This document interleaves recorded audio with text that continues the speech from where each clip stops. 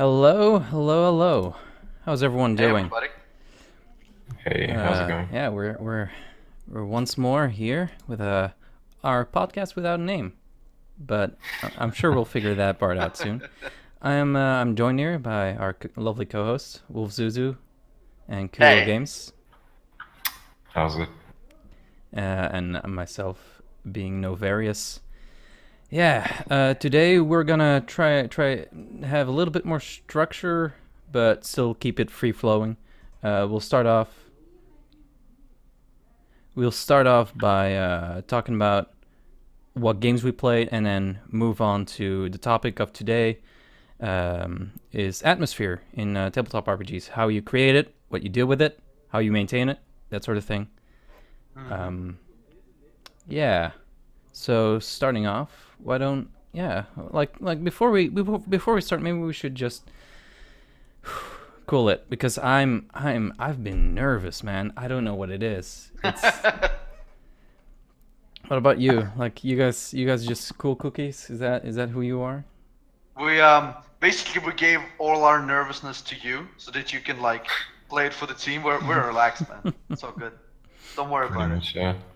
Yeah. Can people in chat hear us? Um. No. Well, say something.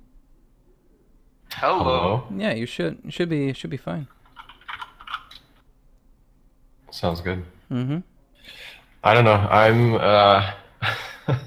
I'm not feeling super great today and like yesterday either, so for me the nervousness is just like my body's feeling all kinds of other things already, so nervousness is not one of them at the moment. There's a secret tip for you. If you just feel shitty, then just overwhelm yourself with like all kinds of other feelings, and then you'll be perfectly fine. Maybe some insomnia. I Jesus. think Rex agrees with me. Mm-hmm. Take over from here. I think so as well. I mean, I've definitely been in those kind of situations, especially like it really sucks if you need to go somewhere. Like you need to fly to another country yeah. or like to another city. It's like, oh my god, just go away. That's the worst. Yeah. Where you have a presentation due like in school or at Yeah. uni or something like that, and you wake up and like you just feel awful, and you're like, there's nothing I can do about this. I'm gonna feel like this for like the next couple hours at least, and like I still am gonna just have to do whatever it is I have to do. That's always a rough one. Exactly. I mean, like it really is a. Oh my god, I'm sorry. I'm watching the doggo. I completely lost everything I ever thought about I, it. Yeah, I I was think Rex just wanted to be part of the cast. I think yeah. I'm that was very the main sorry thing. about that. Like. Nah, it's good. Look, he got what he wanted. That's the thing. See, that's what dogs are all about. It's like at least I got my treat. Yeah, it will calm him down a little bit. Usually I don't like reward that kind of behavior, but there are some exceptions, like now where I actually need him to be a little exactly. bit calmer. That's Right. totally Yeah. Whew.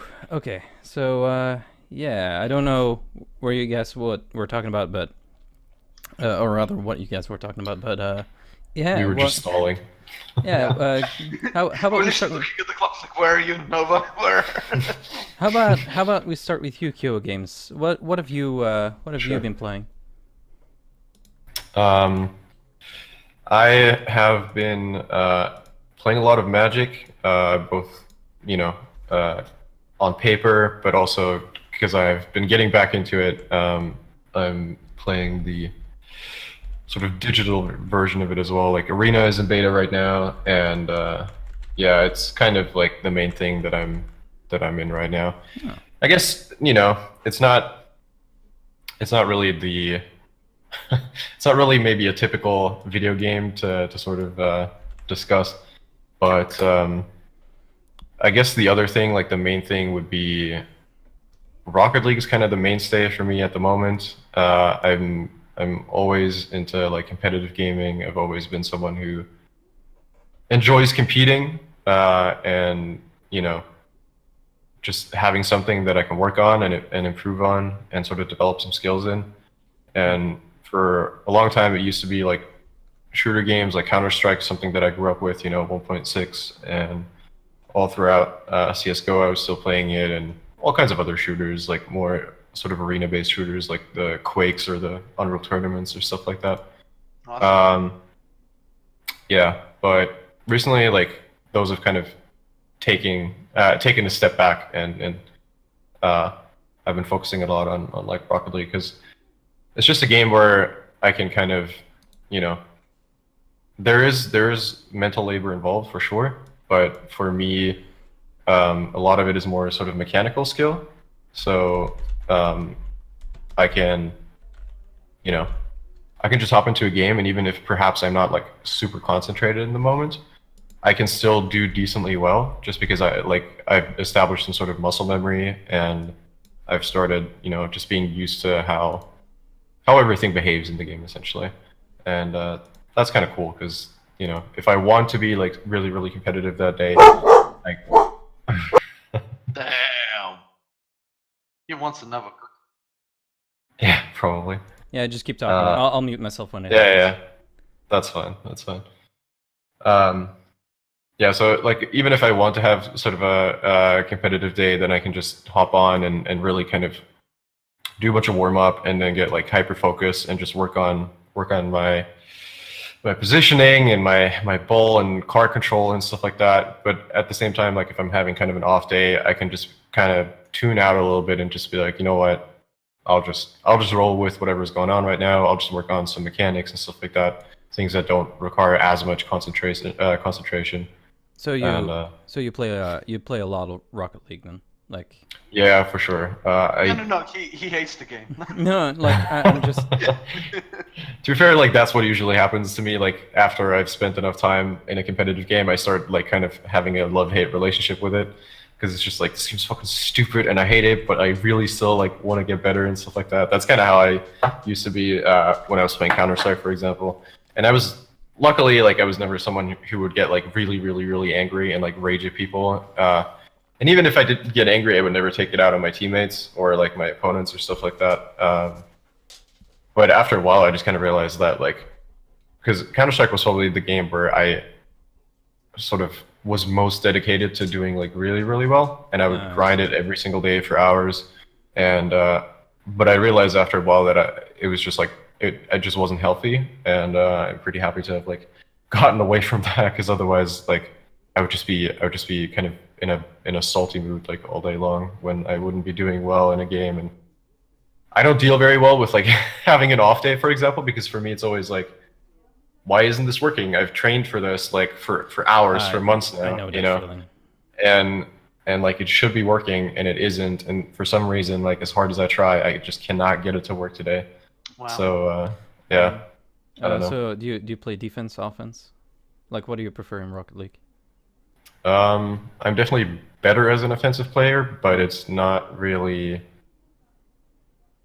Once you hit like a certain skill sort of skill rating, or it doesn't really have anything to do with like MMR or something like that. It just kind of like once you hit a certain level like of skill, essentially, you don't really have fixed position in Rocket League anymore. It becomes a very sort of fluid game, and especially because like I mainly play 2v2 and 3v3, and so it's not like in soccer, right, where you have like 11 people on either side, and so just based off of that, you can have slightly more sort of focus, and I guess static is the incorrect word, because still like people are moving all the time, but Yeah. in Rocket League you're kind of forced to rotate like all the time, I see, and so I see. and Yeah, just I sort of remember like playing it only a little bit, and yeah. what usually ended up happening was everyone just rushes for the ball, and then everyone attacks.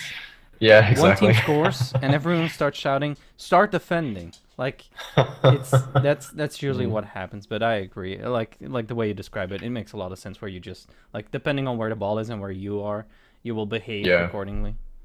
And that's actually one of the main skills in the game. Like there's a large focus on mechanics, especially because once you sort of rise through the ranks, eventually like aerial play will become a huge part of the game. So since you have like rocket boost, right, like you can jump up into the air, and then you can actually like if you train it, you can sort of control your car while you're in the air and try to like hit the ball while it hasn't touched the ground yet, which of course increases the speed of the game. by an immense amount, right? Because otherwise, if you're always waiting for the ball to just kind of soar down, and everyone's just kind of sitting there waiting for the ball to touch the ground, the game sort of crawls to a halt while everyone tries to just battle for position around the ball. But if you can fly up into the air and you can touch the ball like as it's still arcing through the air, and you can redirect it and pass it to someone else, or you can shoot, just start shooting on the opponent's goal and stuff like that. It really just kind of increases play speed, and then that's, for me at the very least, like that's when Rocket League sort of clicked, and I was like, okay, yeah, I'm kind of hooked on this, because there are few feelings better in Rocket League than when you're playing like 3v3, for example, and you're just coming out of defense, and you have someone on your team who's back at the goal who hits a power clear like halfway across the field, and then you're on the right and you kind of intercept the ball midway through the air and pass it over to your teammate who's in the front left, and he scores all within like 3 seconds basically, right? And just having that sort of synergy with a team and being able to pull stuff like that off is a lot of fun, because that's not really something that you get, at least in my opinion, like in the same way in other games. Sure, in like a shooter game you can kind of like breach a room together or something like that, and but it's still more focused on like individual play. Whereas at Rocket League, like, there's a lot of team play involved. I hear you there. It's a lot of fun. Like just the act of managing to hit the ball. I mean, that might be coming from a rookie. Like that just feels enjoyable. Just like smacking that dead on. Oh yeah, when you hit that like perfect power shot where the ball just accelerates to like a crazy speed and it goes exactly where you want it to. Yeah, that's very satisfying. Wolfzuzu, do you know Rocket League? No, I basically made the same face I do whenever like my friends used to talk about cars, because I have no fucking. Okay. Well, how about nodding your head, How about you tell us what you played? Okay. Well, shout out to Shadowmonger. Thank you for coming. There you go. I'm Michelle already. I've been following on the story. It's a sad affair. Give me $1, like. I'll do whatever you want. My favorite game that I've been playing for a while now has been there's been 2. Number 1 is Darkest Dungeon, and I do it whenever I'm not doing anything else. And it's brutal. I love it. Yeah. What difficulty are you playing on?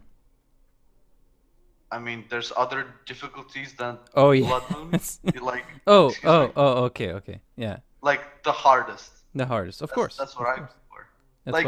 That's what are you, pussy, playing Radiant? Like, come on, don't even show up to the Reddit page if you're playing Radiant. That's what I'm saying. No, I mean I started in Radiant. I know, I have to. How dare you? I know, right? But I failed like real bad. It was very funny. But yeah, the game is very brutal, very hard. You really have to watch the strategy. But then it pulls a 180 on you somewhere mid-game, I feel, because everything becomes chance. And maybe that's because I'm not skilled enough. Okay, I'm gonna admit that from the start. Maybe there's some mechanics I don't understand, but to me, sometimes it feels like even if I give the best trinkets, I have everything upgraded, I've got the perfect strategy. I come to a room, there's 2 fish, like big dudes. Yeah. They protect the shamans. Yep. See you later. Like, 200 protection, no problem. I hit him like I do 2 HP. I'm like, oh. Well, yeah, that's. And then every time they get a bleed, like, what the hell? Like. Yeah, no, you need to blight them, man. You need to blight the fish, blight the skeletons, bleed the pigs, and then. Can somebody like quote that bleed the pigs? Yeah, man. You can quote me on that. I played it a lot. So you gotta blight the fish, bleed the pigs. That's what you do in Darkest Dungeon. That's what I say every day. It's actually something I keep telling myself when I play that game. Because then I know, I make a team with blight in it if I go to fight the fish folk. Yeah, maybe that's the thing I'm missing. But anyway, so I take huge joy in naming like the characters that I have in the game, either after friends I have or like characters that I used to have in D&D or my players, and just watch them like suffer through this horrible thing that's called Darkest Dungeon. I remember I was in a call with a friend who was like, "Oh yeah, name a guy after me." I'm like, "Are you sure?" He was like, "Yeah, it's fine." So I named him after the jester. That jester has been alive for the whole of the game, and every single time there's a wipe of the entire team, that damn jester is in it. But he survives. He's like a death's door for 50 turns, and he still comes out and he's like, "Oh, I'm good. When are we going next?" You know, that kind of guy. That sounds about right. Sounds about right. And then the second game that I've been playing quite a lot was Witcher 3. I finished it. Oh, Why didn't I play That's it? a really interesting game to talk about. Yeah. Yeah. Well, like, I hate myself the fact that I didn't even try. I hate myself even more that I didn't play Witcher 1 and 2 before the third one. I know. I played 1 and 2. Like I 100%ed those games. Like I seriously tried to do everything I could. And then Witcher 3 came along, and I just never finished it. I always just like it was just there was so much stuff to do. Yeah. And then Yeah. like I'm the kind of guy that wants to do everything, and if Yeah, same. and at the same time, like I need some progress. And in the end, there was just I think I just dulled myself like on that game, and I couldn't care anymore. I was like, all right, that was fun. Yeah. The best thing about Witcher 3, I feel, is not just the story, but the way it is being portrayed to you. Because it doesn't try to make you the center of attention. And I mean that both you, the player, because that's not your character, you're playing Geralt. And Geralt himself is not really that important. Who's important is Ciri, Yennefer, like anyone who actually can do something. You're just a guy with a sword. Like, yeah, you have some mutations or whatever, but you're not a Superman. Yeah. And you really have to act in a certain manner. And your Geralt can be different, obviously, from other people, but he still feels like Geralt. Even when you're like a dickhead to somebody in the game, it still feels like Geralt. Same as when you're nice to somebody. It's really well written. Yeah, for sure. Never. And it was. It's very much like, or for me, I had very much the same experience with it. Is that I was really excited for it when it first came out. I played quite a bit, and for some reason, well, to be fair, like there is like one major reason why I never finished it, and that is because I I put a couple hours into it, quite a few actually, because I was doing like all the side quests and everything all the time, and so obviously if you're familiar with the game, there's a certain point where you get to Skellige, right? You get to like the island, sort of the Nords and whatever. And I had just gotten there, and there's the scene with like the whole discussion between like Yennefer and the Druid and whatever happens around there. And then my hard drive crashed and just died on me. Basically, it was like an old HDD, and of course my save file was on that hard drive, so like I had to just start over. And yeah, that's a big like. That was pretty rough. Yeah. Because honestly, like, the game is cool. Like, it's very, like, all the experiences that you make in it are pretty unique in terms of, like, RPGs, I feel like. Well, you know, video game RPGs, that is. Yeah.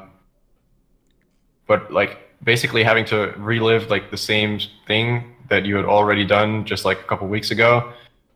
And being like, okay, I basically need to sit through, like, 30 hours of gameplay again or more just to even remotely get back to where I was before, and I can like continue where I want to, where I want to go. Yeah. That was kind of tough. So like I actually did that. I caught back up to where I was, and then I still, a short while later, I just kind of dropped it again because I'm not super sure what it is actually. I think maybe it's a game that sort of, for me personally at least, I kind of feel like it requires like a decent level of attention because it is so overwhelmingly like sort of breathtaking in a lot of situations. Like the atmosphere is really good, and exactly, and like the whole, even just traveling from place to place, there's so many things to see, there's so many things to do. Yeah, and I think it kind of just led to a point where I was like overwhelmed by it almost, and I was like, I would get home and I would turn on the computer and I would sit there with like my mouse hovering over the Witcher icon, and I was like, I could spend like a couple hours kind of traveling through that world and maybe getting like 1 or 2 quests done, or I could just like play some other game where you have like rounds that last like 20, 30 minutes and just get in some stuff where I don't have to pay as much attention, I feel like. Yeah, that's kind of it's the kind of world.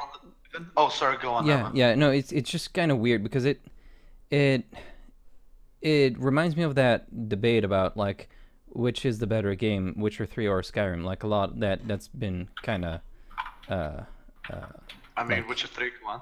yeah, of course. Like, but at the same time, like I personally, I think The Witcher 3 is a better game, but I still played Skyrim a lot more 100%, yeah. than Witcher 3 because it's so easy to play Skyrim. I can just jump in there and it's a lot more dumb. Like it's not as smart as The Witcher. It's not. It doesn't require as much attention. Dumb is the wrong word. I think it's more big. Well, I mean, have you seen the guards there? Okay. Are you talking about like? Well, no. Then maybe I'd misunderstand you. Are you talking about technology-wise or story-wise? Oh yeah, no, sorry. Just the game in general. It just. I mean, a lot less. A lot less polished, I would say. Maybe not polished. Polished, I think, is not the word I'd use there.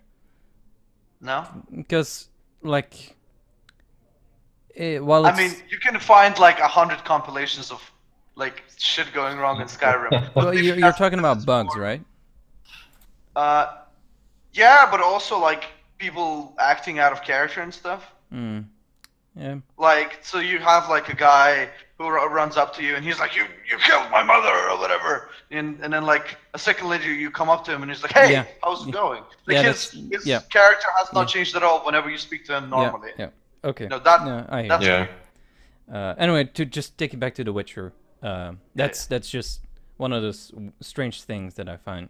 Where it's like, I think The Witcher 3 is better, but I still play it. And you still play it less, yeah. More. I mean, it's just exactly like Kuo said, it's all about the buy-in. That's the kind of world we live in today because you have to spend a lot of time in order to enjoy Witcher 3 the way I feel it. You know, like you really got to get into the story, into the mechanics. You know, you really want to feel like Geralt when you're doing that. But when you do Skyrim, you make your own guy, you run around where you want to go, and as soon as you're done, you're like, yeah, whatever. I'll just go off because the story doesn't involve your constant like attention. Yeah. Whereas in Witcher 3, even the side quests are tearjerkers. Yeah, it's all about the immersion. Like in Witcher, you basically you have to sit down and really let yourself sort of get sucked into the game, and that's all you can focus on. And then like you come out of it like 3 hours later, and it felt like you had only just started playing. But at the same time, like, I don't know, but it was actually like, I just thought about like how much it might have to do with the fact that, for example, in The Witcher, like you're forced into a third-person perspective, whereas in Skyrim you can actually, and I think most people actually play in a first-person perspective, where I don't think that's like the main thing, but I do think it kind of makes a difference because in The Witcher, for me, that made it kind of more clear, like that, Geralt isn't meant to necessarily represent or you as a player. He's very much kind of his own person. Yeah.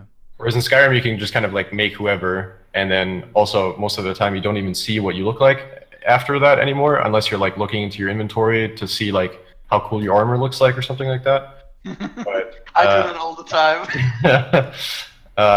But like while you're running through the world, you're kind of just like in first person, just jogging from place to place, and I don't know. I always think like The Witcher 3 and Skyrim is like an interesting thing to discuss because from my perspective, I've never been much of a fan of Skyrim anyway. Like I played it once and I finished the main story and then I pretty much never touched it again.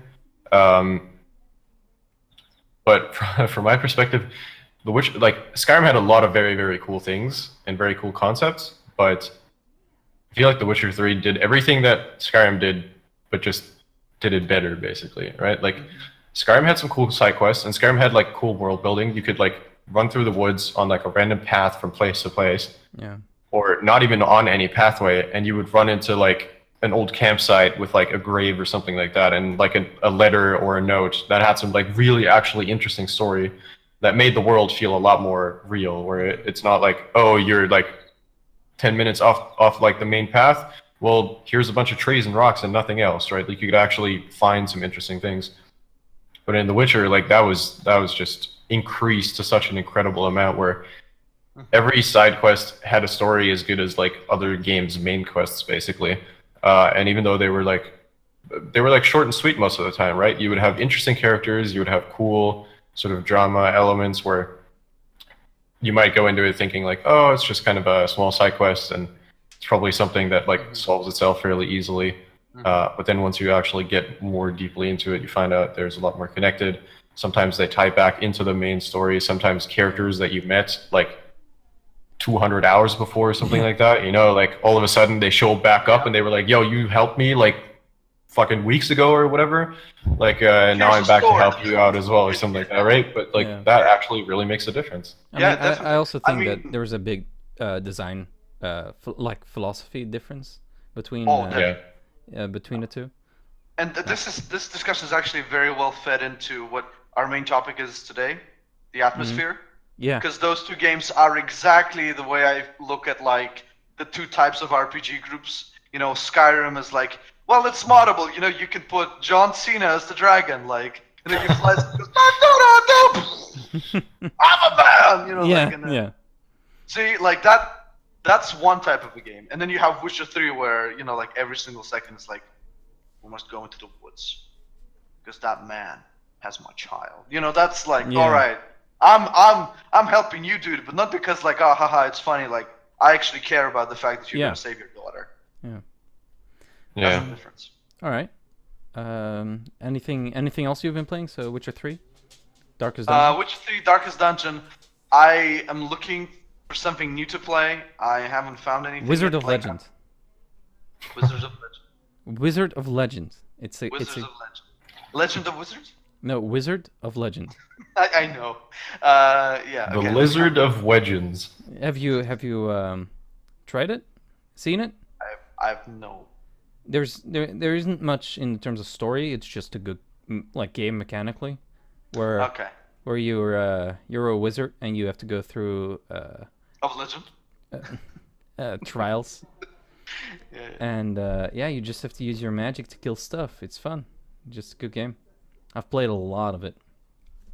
If you're looking for a game to play, but I also don't know what you're looking for exactly. No, that's true. Well, I mean, I'll have a look at it. I'm more into story. Like, even I play Darkest Dungeon. Like, okay, hate on me, everybody, but I think like Darkest Dungeon is like a clicker game. Okay, like I don't think that it's like it is very complex mechanically, but all you need to do is like press forward and then like, all right, this guy attacks this guy and then that's it. Like I mean, wait, you don't use hotkeys? Oof. Are you a casual? Hello? I just like point it where I want to go, and there you go, it's done. Oh. Wow. I thought for a moment there you were a pro, you know, talking about playing on the hardest difficulty. You don't even use hotkeys. I'm a pro gamer. I've been at all the tournaments for Darkest Dungeon. No, I mean, even though that's the way I see it as a time waster. Because that's the type of game I see it as. I don't think that's bad, right? I'm not trying to say Darkest Dungeon is bad. Wait, clip that and just have it as I say Darkest Dungeon is bad. You know, just take it out of context. I'm saying that the way I enjoyed it isn't because I love the complexity or whatever. Maybe I just don't even care about it. I care about it because it makes me feel the atmosphere. Title. What a segue. What a segue. No, yeah, exactly. I play it because I like the narrative. However little there is. But whenever the narrator starts speaking like, foolish horrors, brought low and driven into the mud. Like, yes. Tell me how good I am, Eldritch Horror. Yeah. I mean, I think that's actually a good segue to go into atmosphere in RPGs.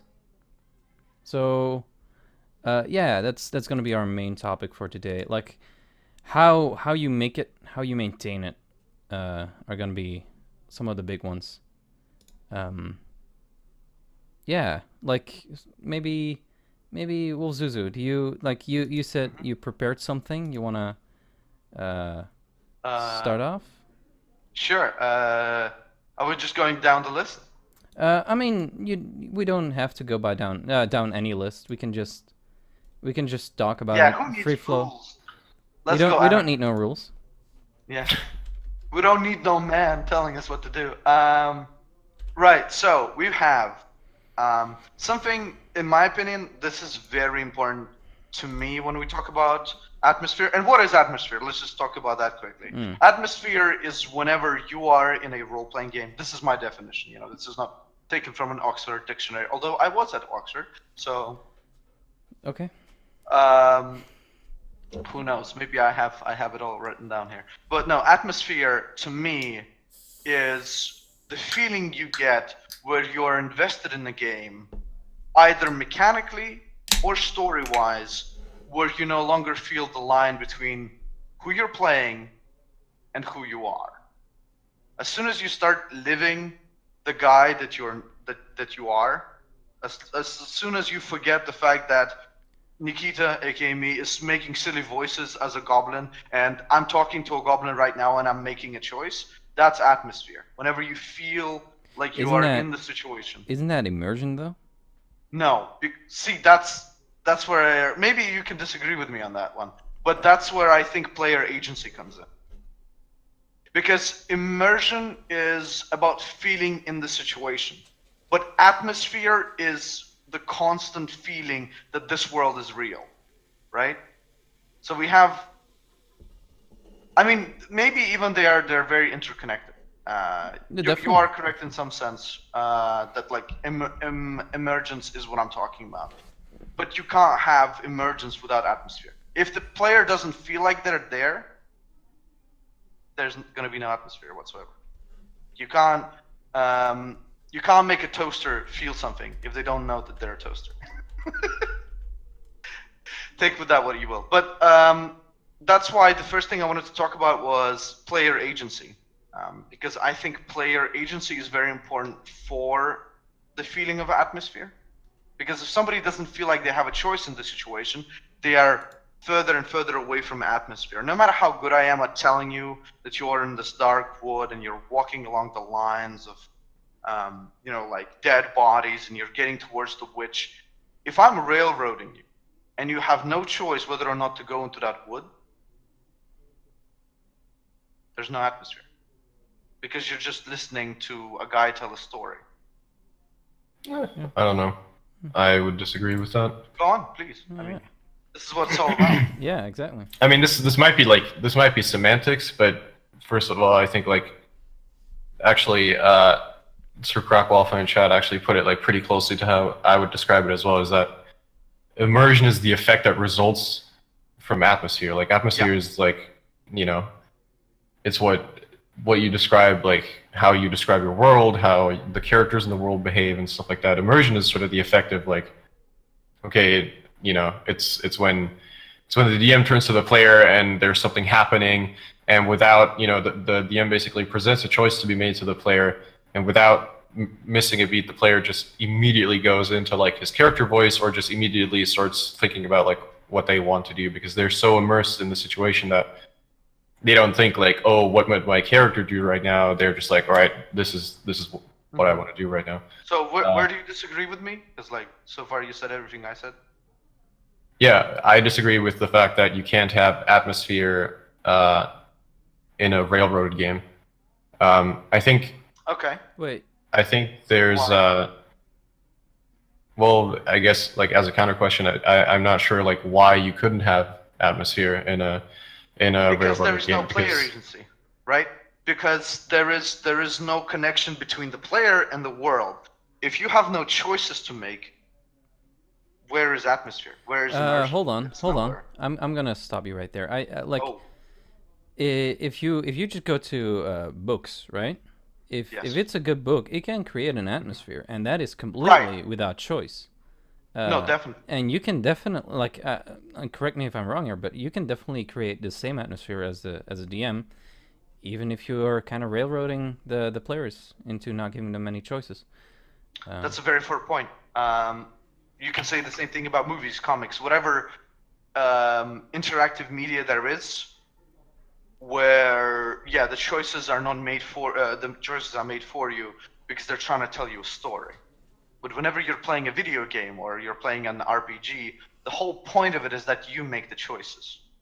And yeah, but I'm not saying that it's bad or good to have choices. Yeah, I think it's good to give the players choices. That's not what I'm saying. I'm saying that you can still create atmosphere even if you don't give the players choices. I don't think they're interconnected. Is what I'm saying. Like, I thought you said the contrary, and I disagree with that. No, you're right. I did say the contrary, because the way I see it is, whenever you have expectations of a media and that media doesn't fill that standard, as a player you're already turned off. If I come into your game, right, and we're sitting in a bar or whatever, and you ask me, hey, so what's your character doing? And I get to say he's sitting, and then you just don't care what I'm going to say next, so you just move on to somebody else. My immersion is broken. My atmosphere is broken. I haven't been able to tell you what I feel is happening with my character. And right there, the atmosphere is gone. I mean, I think we just have to be. I think this is just a thing where I think we have to agree on what word to use, because the atmosphere is still going to persist. Like, the bar will still be the same as the DM described, whether or not you have a choice in it or not. But the immersion is broken. I can agree with that.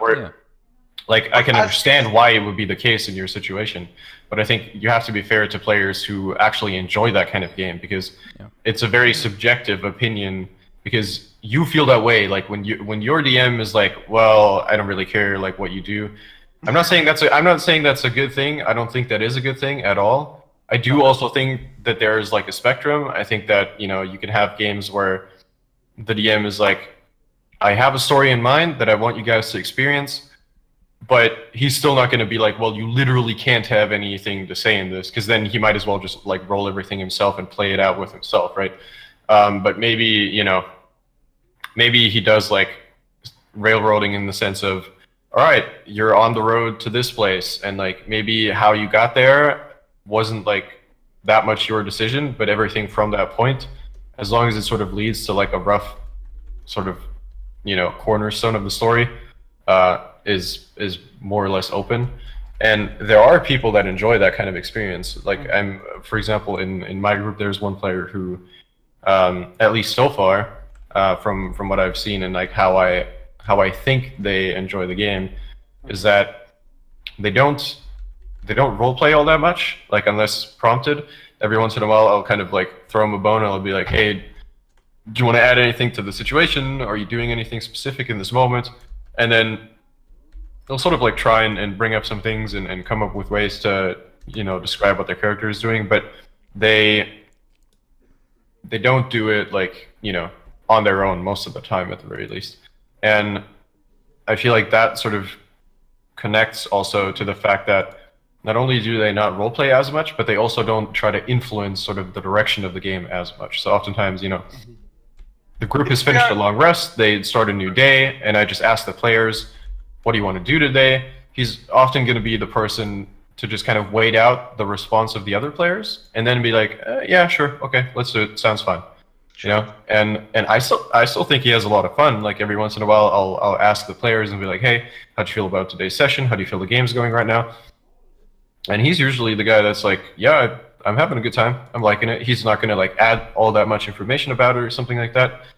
But I think that's just kind of the way he enjoys the game. He wants something where once a week he can sit down, can have kind of a nice experience for a couple of hours, and that's pretty much what he's after. Yeah. And I don't feel like he would lose out on that very much if I would be railroading more than I am, because I don't think I railroad very much. I mean, we are playing a published adventure, so I have to do some railroading, obviously, because otherwise, we're not going to get to where we're quote unquote supposed to go.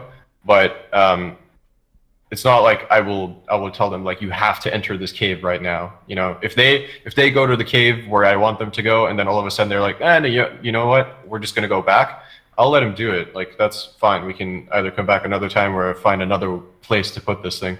But I think even if I were to be doing more of it, I don't think that specific player would be sort of turned off by it. I think he would still have a good time. I mean, the way I see it is, if we are to say, as you said yourself, that atmosphere is what the GM does and the immersion is the effect of it. Right. If that immersion is broken, the atmosphere is useless.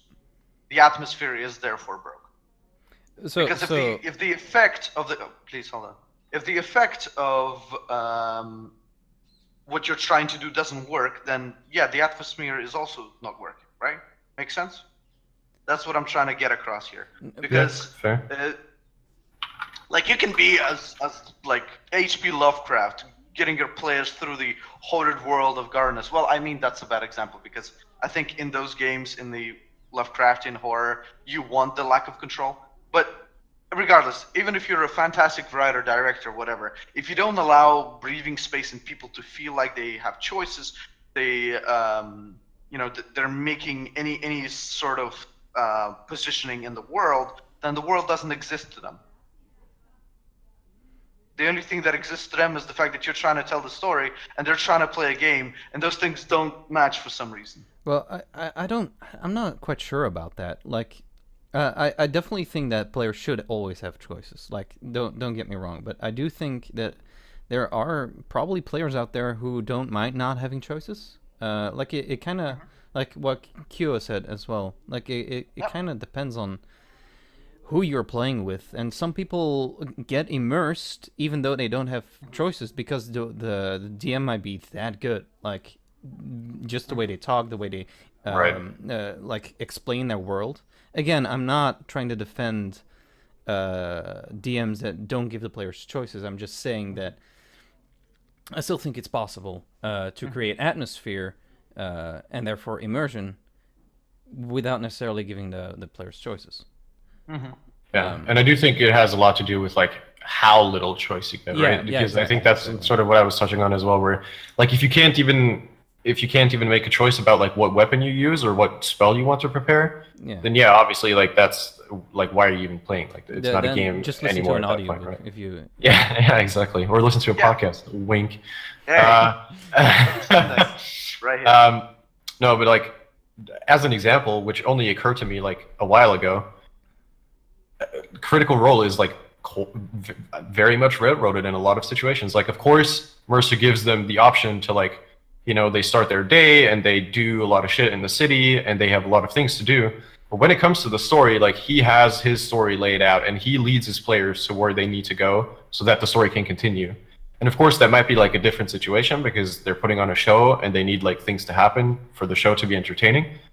But I don't think it has any negative effect on atmosphere. In fact, I think like the game of Critical Role is like one of the most atmospheric and most immersive like story elements there are, like in terms of D&D at the moment, or at least like that I have personally experienced, right? Mm-hmm. And even as a listener, like I can just listen in and I get like super involved with, like for example, when they're fighting like some really important NPC or there's like a big boss or whatever. For example, right now I'm working through like watching all of the first campaign, so I'm on episode like 70 something or whatever, and they're fairly high level players doing some pretty epic stuff. Like I get really, really immersed in that whole game, and I don't think the way that the story is being sort of led is having like as of any detriment to how immersed I feel in the story. Mm-hmm. Right, but number one, you're a watcher, right? Like you're a viewer. Right. And we don't really know how much production goes into, like how much do they have pre-planned, obviously. I'm not trying to say that like, everything's staged, check the moon landing, that clearly the flag wouldn't move. No, I'm saying like that it's a show first and foremost, and I think we should, and it's very extraordinary. It's not like a normal game would be. It's a good example, but it's not an example that would be, what is it called? Not very ordinary. But because it's more for the viewers and the players together than just the players. That's where the atmosphere comes from. It makes you feel good. It makes the actors feel good, but the actors are also acting, right? That's their job. I think I wouldn't necessarily agree with that, but sure. I think we can go on and on like for hours talking about the definition of atmosphere. Yeah, that's true. But we do need it. We do need it. Yeah, we do need it. I think bottom line, the way we can do it is atmosphere is something that GM does to have a certain effect on the players. Yeah, to definitely. make them feel like they are they are in the world and that they are able to be their characters. Yeah. Can we agree on that? Yes. Yeah. We did it, boys. 30 minutes. So I guess the next question should be how do you as a DM how do you make atmosphere, and how do you maintain it? Those are the. I feel like we should touch on a question in chat actually before we go on. Okay, no, sure. Neonip was wondering, does the atmospheric value increase as the story becomes more immersive and the game more open? Wait, what do they mean by that? Does the atmospheric value increase as the story becomes more immersive game? So they're saying as the campaign progresses, does the atmospheric value increase? I'm assuming maybe like if you're still in chat, maybe you can clarify again. But I was interpreting it as like basically, does the game become more atmospheric by making it more sort of open-ended, more sandboxy? Oh, that's right. That's how I was understanding the question. I mean, that makes more sense, actually. Yeah. Right. Actually, Cross talked about, just wrote about that in chat, where he's like, at the start of his campaign, he has little choices, but ton of immersion. After a few months, you might have tons of choices, same level of immersion. So, I mean, I don't know if that applies to his game, but he just mentioned that. That's the way he said. Yeah, fair enough. Yeah, thanks for your opinion. I think that has some truth to it. Mm-hmm. Like at the start, just give them a little bit more guidance, and then just let them go as the players progress. It's a good cantrip. Yeah, I mean, there's like different factors to it as well, right? Because for example, like in my game at the moment, all of the players, like including myself, are pretty new to the whole tabletop RPGs, right? And so if I had basically like slammed down like a map of the area and would have been like, here's your guys, or you guys have your characters, like go out and do whatever you want, they might have felt a little bit overwhelmed with like, well, where should we start? Because like when you can do literally anything you want to do, it's pretty tough to make a choice. Like if you don't have at least a little bit of like something like some guidelines on the sides, basically leading you in like a rough direction, or at least like showing you the ropes in the beginning, and showing you like what's actually possible, the players might get a little bit lost in that. It definitely depends on who your players are, and that's kind of a thing with like, I think with every discussion we can bring that up. It always comes down to the relationship between the DM and the players, and like if you can have a really good DM that doesn't know how to like have like play with their players, and that might like in the eyes of the players that might make them bad, but it's kind of you need to know who you're playing with, definitely. And I think that's something we talked about the whole of last week. You know, that's the kind of the point we have to hammer home. And really, when you're talking about anything, it's always about who you're playing with. Don't listen to us and be like, that makes total sense. Let me not ask my players how they want it, and just let me do what these guys are talking about. Like, we don't know exactly. We just know how our experiences. I think that's in fact like one of the most important things. Like you can discuss very sort of specific topics, very in depth, about like how you should DM or how you should behave as a player or stuff like that. But there's no like, there are some guidelines, but there's no like golden rule. You can't just be like, this is how it should be done, and like that's the right way, and everything else is wrong or something. I'd say there is a standard, but even to a certain extent. But I mean, like, I'm just thinking like some behaviors that you should have, like if you play a game. Yeah, I mean, don't be an asshole. Yeah, like exactly. don't Like don't. those are the standards, but there's But that's nothing like, more than that. that's an advice for real life. Just don't be an asshole. Okay. Yeah. You get one thing out of this podcast: don't be an asshole. Yeah. Well, it's one of the best like D&D like sort of, I guess, quotes, and like I actually thought about getting this like on a shirt because it exists as a shirt, but it's the chaotic stupid is not an alignment, which is like I think describes things very well. Like this would be like a whole nother topic, which I actually think maybe we'll discuss that like on the podcast at some point. But like how to play evil characters in a campaign where you have, for example, like mostly good characters, like playing an evil character in a group of good players, because that's where that really applies. Because sure, you can play an evil character and you can play like an idiot evil character where it's literally session 1. Your group is like all level 1. You just entered the dungeon, and then someone like finds a chest and opens it, and like before they even get a chance to like spread some of the coins around, like the chaotic evil tiefling rogue is already like being an edgelord and like, okay, I want to backstab the paladin, Yeah. No. like, They don't make themselves evil. What are you talking about? They make themselves chaotic neutral. Then that's okay. Yeah. No, that's the chaotic neutral tiefling warlock edgelord. That's something else. Yeah, that's right. That's That's always good. All right. That is indeed a topic for another day, I think. Let's return to Atmposphere. Atmposphere, yeah. Returning, what were we talking about? Actually, I have a question for you, Wolfzuzu. You like to play music, right? During your sessions?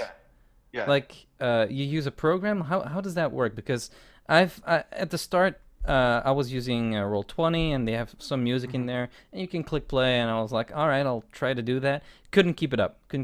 I just said, you know what? This is distracting me. I can't manage this. How do you do that? And like, how do what's I your balance opinion it? Like, yeah, how do you keep it up? Like, because yeah, exactly. I use some products now. That was a setup right there. Yeah, that was a beautiful setup. At least it wasn't an own goal, Croatia. So yeah, we have a very interesting point here regarding music, because I think that's also very atmospherical. That really adds to it. And even if like you're not part of the scene, you kind of can feel the tension and such with the music and the people talking. Like it really adds to it, because you then become a viewer. Like it adds to the experience. And the way I balance it is, I have a bunch of setups where I've already made playlists, which I think are good for certain situations. And I have recurring themes. So whenever somebody is in a tavern, I have a very specific music I play. So it's like Pavlov's dogs. If you've ever researched psychology, whenever you have some sort of a prompt, people react to it. So what Pavlov used to do is, he used to ring the bell and give the dog a treat. So he did that for a while, and whenever he would ring the bell, the dog would develop saliva, because it remembered that whenever a bell rings, it gets a treat, right? It's a very simple idea. And that's kind of the way I use music. Like, if they hear a certain theme playing, like, oh, something is going to be dramatic. Right, I've got to really watch for it. Something's going to happen. Or, pleasant music starts playing with a little tune and a violin. Like, we're entering a tavern. We can relax now. We can just talk to people. And sometimes I take it to the extreme where I play that music and then I dupe them. So, for example, I had a bunch of players that entered the tavern. They were like, yeah, everything is fine, everything's good. And then I had assassins attack them as the music was playing. And I described this horrible scene happening right in front of them as this, like, being grabbed and thrown into the wall. And she was like, ah! And they're like, what? It took them off their feet. So it's a tool that's very good to use. But it's difficult because, you have to pay attention. That's just another layer that you have to pay attention to. And the easiest way to do it is just have setup playlists where it's just 2 clicks and you have whatever you need. Okay. Or just have I use Watch Together, so I use everything from YouTube. So I just have links that I need. Pretty good idea, yeah. I just type in the link I need, and there you go. Nice. whenever I was preparing the one shot that we had yesterday, for example, Nova, we were playing a gladiator game, viewers. I researched a bunch of stuff like, well, some Roman music, that kind of stuff, and then I was like, well, I can pick stuff from the Gladiator, and because most people have seen the Gladiator, if I play the victory theme, people are gonna feel the same feeling they feel whenever they watch Gladiator. That's another thing you can use, right? If you're doing it on your own, you can use whatever you want. You don't have to if you're not doing it on Twitch, you're doing it at your own home, which is 90% of all the games. You can use whatever music you'd like. So Go ahead. I thought you were finished. So yeah. So if you know your group, again, I'm getting back to that point, and you know that there's some kind of a track they really like or think that's funny, maybe play it. Like play it at a certain point that you want a reaction, and you will see that if you know your players well and you play that music at the right time, it's gonna get a great effect. Maybe even a greater effect than it would be if it was just roleplay. That's it. That's it for me. Okay. Kuogames, like, do you use music when you're DMing? Yeah, I do. I do it in a bit of like different ways because I mainly have the game that I play every Sunday where I'm the DM, and there we play on Roll20. But then every once in a while, I just like invite people that are sort of new to D&D or haven't played it before and want to give it a shot, and then usually we're able to like meet up and play on paper. So the setup is slightly different, but mainly the way I'm using it right now is actually just through the Roll20 library, and I'm pretty much only using things that are already available there. Do you do that constantly? Like, do you constantly are you constantly looking at that? Or Not really. No, I just have I have all the songs like set up that I want to use. Oh. And so and since you can loop them, like I don't do. It's not like I have to click play every like 3 minutes and 20 seconds because the song is over or something like that, right? Like I'm generally, when it comes to like music for stuff like that, I'm a very big fan of like ambient sounds and things like that, like something that isn't specifically like musical in nature, where it's not like someone's singing or playing an instrument or something like that, but it's more like atmospherical sounds and the like, right? Like for example, for the cave that my players are in right now, I have noises. Yeah, exactly. Or I have like water dripping every once in a while, and like you know, some other just kind of like ambient sounds. And so yeah, like Cross is saying in chat right now, like something you can narrate over, like something that isn't, you know, too obtrusive to what you as a DM have to say, like about, for example, the room that the players are in right now or something. And for like I definitely, it's definitely on my list of things that I want to do, is sort of like diversify my music library on Roll20, because I am getting to a point where, for example, like I have two different songs that I use for combat, and those are like more sort of musical and more sort of orchestral in nature, I guess. Kind of. I wonder if that takes away from the gaming, like, because it's from the immersion, because it makes it more gamey, if that's a word. What do you mean? I mean, that's like definitely a thought worth exploring. A Pokemon battle, the music cues, you know. Oh, yeah. Okay. Here, so I think that it really depends how you frame your game. I frame my game like it's a TV show.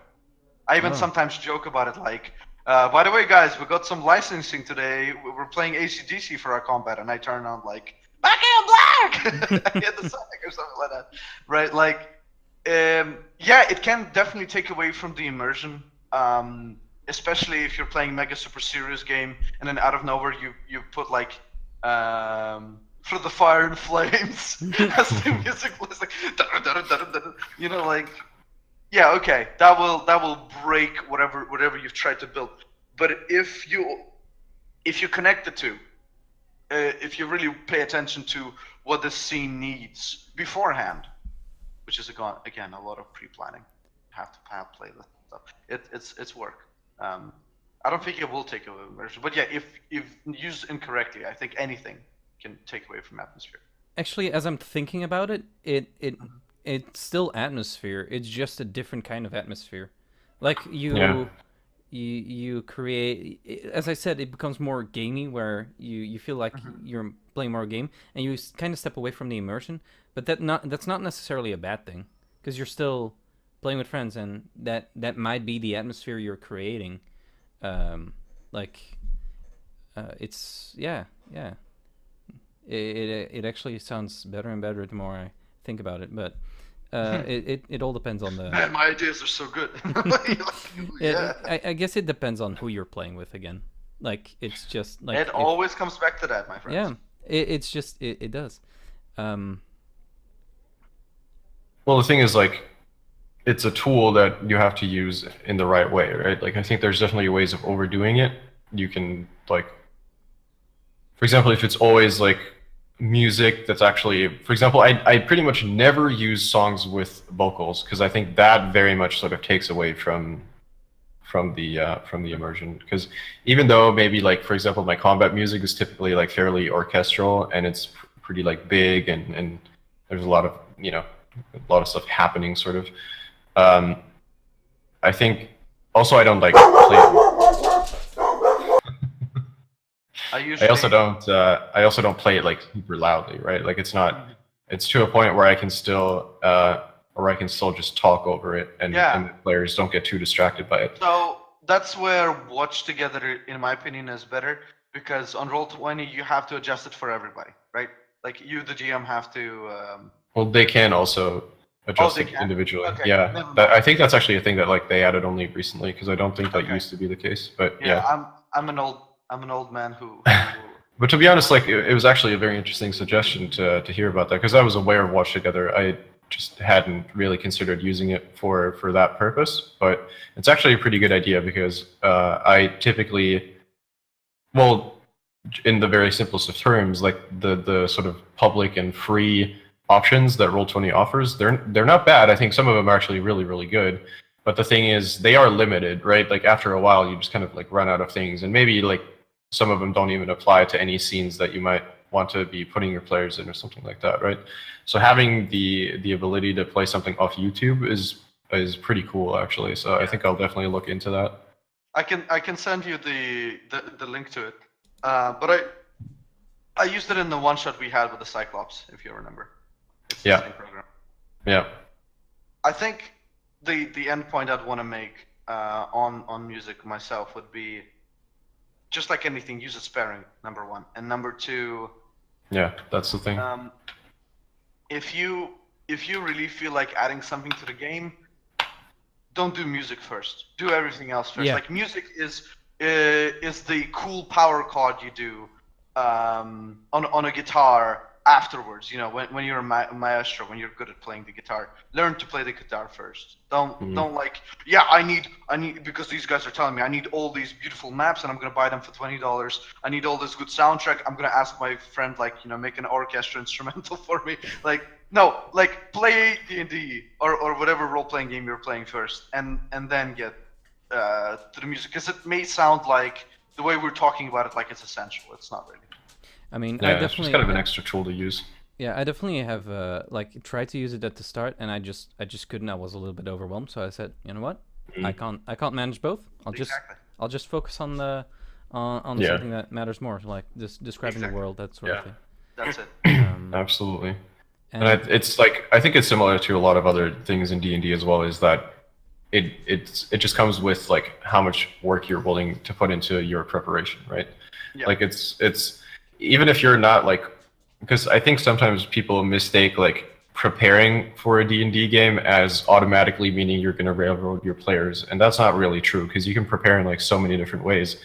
If you can play a total sandbox game and have no idea about what sort of like story elements you want to be running, but it still helps if you have like sort of skeleton NPCs prepared, as in like not, you know, skeleton the monster, but like sort of rough outlines of an NPC that your players can basically like run into, and all you have to do is like tack on some flesh, you know, just like give him a name and give him maybe an occupation, but you already have some things like how they behave or whatever, right? And that's that's still very much something you would prepare where you're not like automatically railroading your players. And I think music can be very much the same thing, where you don't have to say like, all right, when they enter this door, I want this song to play, but just having like a playlist of options available to you and just being able to prepare in that sense, I think makes a lot of sense, because you can be like, all right, I have like 2 or 3 songs I can use whenever like combat comes up, and maybe like I've one of those is like very epic for like a big fight, and then the other ones are kind of more like a skirmish. And then I have like some atmospheric things for like a tavern or a city or a cave or a forest or something like that, right? Like just having some things you can use in different situations, I think is pretty nice. And yeah, I think it's been said before as well, but definitely don't like overdo it. That I think makes a lot of difference, because then it makes the moment even more special, right? I'm not sure. It's kind of it's kind of interesting. Have you guys ever played Minecraft when it was still like Oh yeah. Wait. pretty new? I'm out. I'm actually not sure. It might still be the case, but I know that they did add some options to like, because in Minecraft, one of the things that I always thought was really cool when the game first came out, like I played it when it was still in alpha, and the way that it worked back then is that you would be walking around the world for like an hour or two, and then all of a sudden you would get like 2 or 3 minutes of music, and then it would just be silent Yeah, afterwards no, again. that's still a thing as And far as I remember. yeah, that was like, for me, it was like the first time I'd kind of seen it done in sort of an open world game like that, and I thought that was pretty cool, because then every once in a while you would just have these like serene moments where you're, you just climbed up a mountain or whatever, and you're like looking down like the trek that you just made up, and all of a sudden like this music slowly starts fading in, and that You know what can you produce reminded me pretty of, interesting situations. You had like a month or two ago, you started playing Dark Souls, right? Or was it like 3 Yeah. months ago? Yeah. When I was talking about the atmosphere stuff, and how like I usually use the same themes in similar places. Remember, whenever you've come back to the first bonfire in that like mountain area next Oh, to the, Firelink Shrine, yeah. yeah, next to the cemetery, like that. Whenever Yeah. that music hits, you're like, oh, Yeah, no, you know exactly where you are. Yeah, It's true. for sure. that's what you actually- want. That's actually a good like alert, like Twitch alert noise. Like when you just enter the fire, you get that that nice music. That's a good one. Yeah. Everyone knows it, I think. Well, if you played or seen Dark Souls, I think you did recognize that. Yeah. So that we talked about music. There's like a couple of topics I definitely want to touch on. One of them describing, just as a DM describing a scene or anything of the like, and then another one is and this is a pretty big one, horror, and that might, like, it's part of atmosphere, like creating horror or a sense of dread. It's like I find it really difficult to do.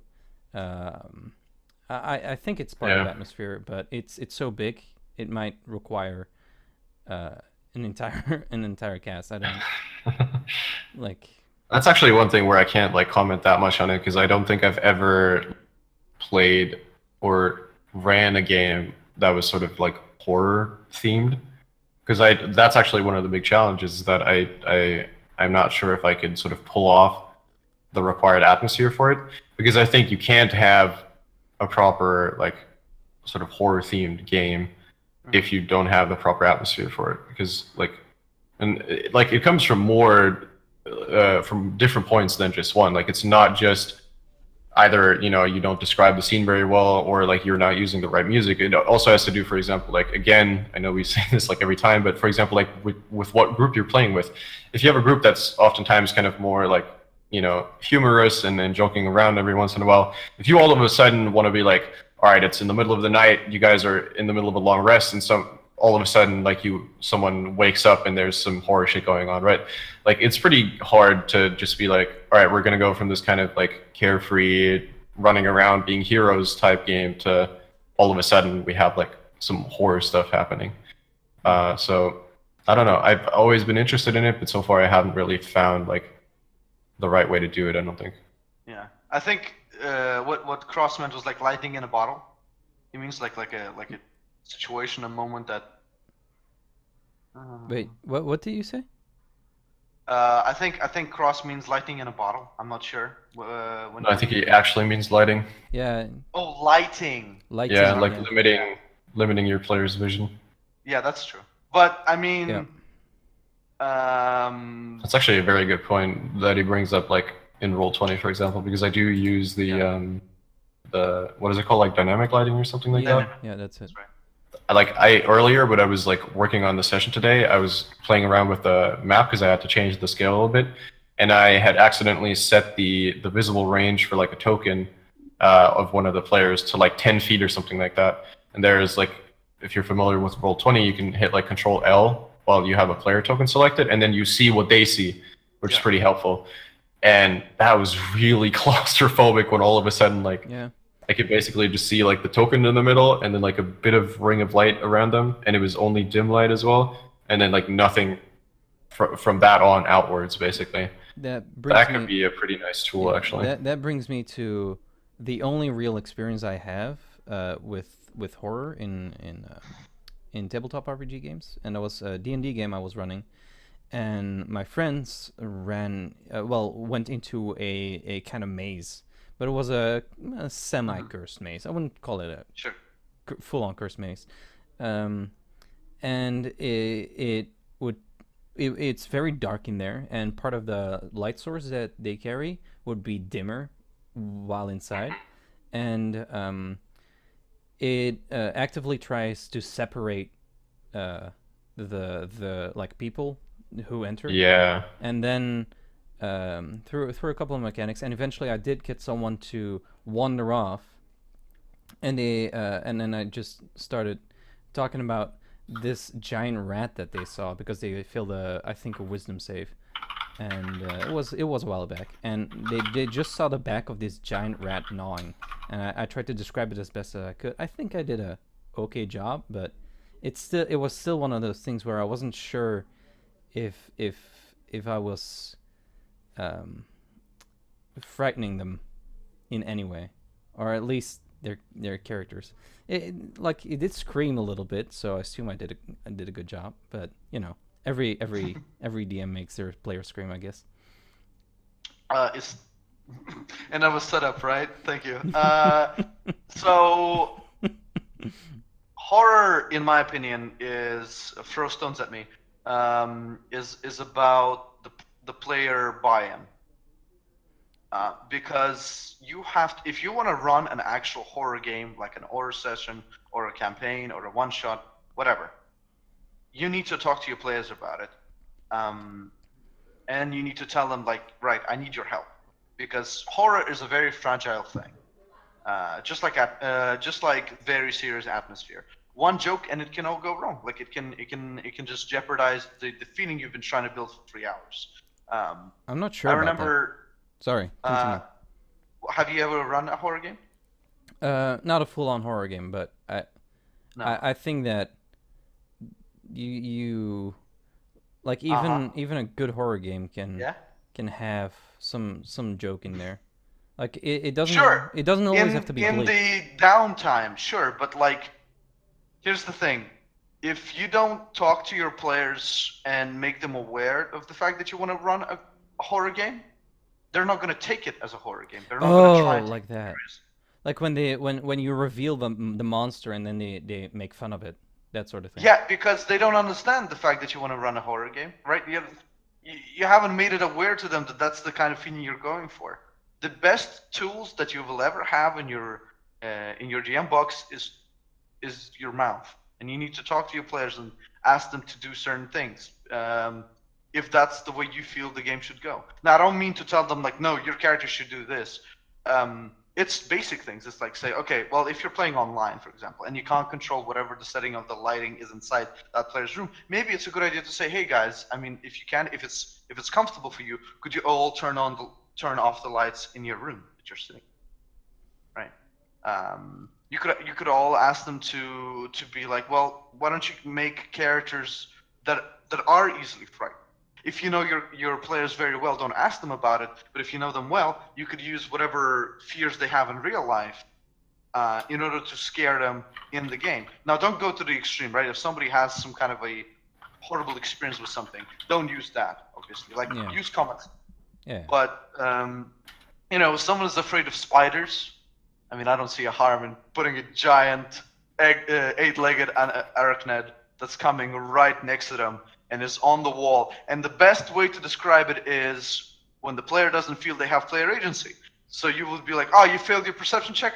Well, you don't see this, but the camera is showing that a huge fucking spider is right behind you and it's slowly getting towards your character. And you're just turning your head, not seeing it. And you're like, fuck, can someone else roll a perception check, right? Like, you want to make the feeling of dread happen. That's actually a really good one where you give the player information that the character doesn't know. Yeah, that's a good one. It's a good one. Another thing that you could do, I mean, it's a bit cheap and it's not going to work every single time you do it, but like, you can, if you trust one of the players, you could be like, can you just like do something really weird? Especially if you're playing, like, if they're right next to you. I had a guy who I was like, can you just stand up and just be like, I can't take this, and go off. And then come back into the room and act like everything is normal. And just don't react to people. He did it. People were going insane. They were like, Brian, is everything okay? He's just sitting. Nothing. Like, he was brain dead. They're like, Brian, it's your turn. He's like, I attack. And it was like, people were generally concerned about it. It was very interesting how, like, whatever they were feeling as players bled into the game. And if you don't have that synergy, I don't think horror is going to work. But that's just my 2 cents. Yeah, you definitely need to have a group that wants it as well. Yeah. Yeah. Did you have anything to say, Kuo, about horror? Not that much, really. It's, as I said, like, it's not really a topic that I've worked with much so far. I do definitely want to give it a shot. I think actually already, like, some of the things that have been said, like, while we've been discussing it, and like some of the suggestions from chat, I think actually make for some interesting tools that I think I definitely want to, give it a try. Yeah, I might save that for, like, I don't know.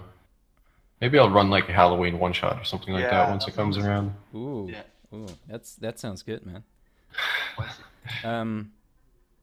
Yeah, I guess another big thing about horror is the mechanics that you tie into your game. Like, if you just used standard D&D isn't really made for that. You can definitely do it. You can definitely pull it off, and you might want to add something to it.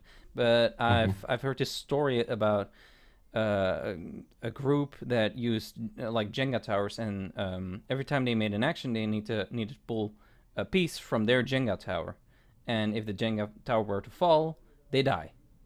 So every player has a tower, and they make actions, and then at the start they're like gods, basically. Priestess of Neptune mentioned. It's the game's called Dread. Oh, well, there you go. There you go. Yeah, I heard the story, so that's why I'm recalling. That's why I'm using it as an example, where you clearly have mechanics, like, of the game that you directly tie into how the story progresses and how you tell how you play the roleplay game, which I think is really cool. And I definitely think you need to add something like that if you want to run a real horror game. That actually opens another avenue to me, is that, like, Atmposphere can be supported, and in fact should be supported by mechanics. Yes. If you want to make your players feel like they are in the middle of the desert, that there's no escape, and it feels really rough, not just for them but for their characters, I mean, start making them make Constitution saves and give them exhaustion. That's a mechanic that will make them feel like they're slowly wasting away. Perfect for that situation. It's very important not to miss those kind of cues. Like, whenever mechanics can help you advance the atmosphere, I think it's important. Yeah, and then suddenly you might want to pay a little bit more attention to resources. But for the desert example, where it's suddenly like, you want to watch out how much water you have right now, because if you run out, you will die really quickly. Yeah. Exactly. Yeah. So I would definitely agree that you have to use mechanics to enhance your atmosphere. Yep. That's Yeah, a good one. absolutely. It's actually that's like the one sort of RPG related horror experience that I've had so far was in a Call of Cthulhu game. It was just like a one shot that I participated in once with like some friends. And first of all, what was kind of cool is that everyone showed up in costume. So we all got like our players or our characters beforehand, and then that definitely added to the atmosphere as well. And that, you know, goes back to sort of you need a group that is willing to try out stuff like that.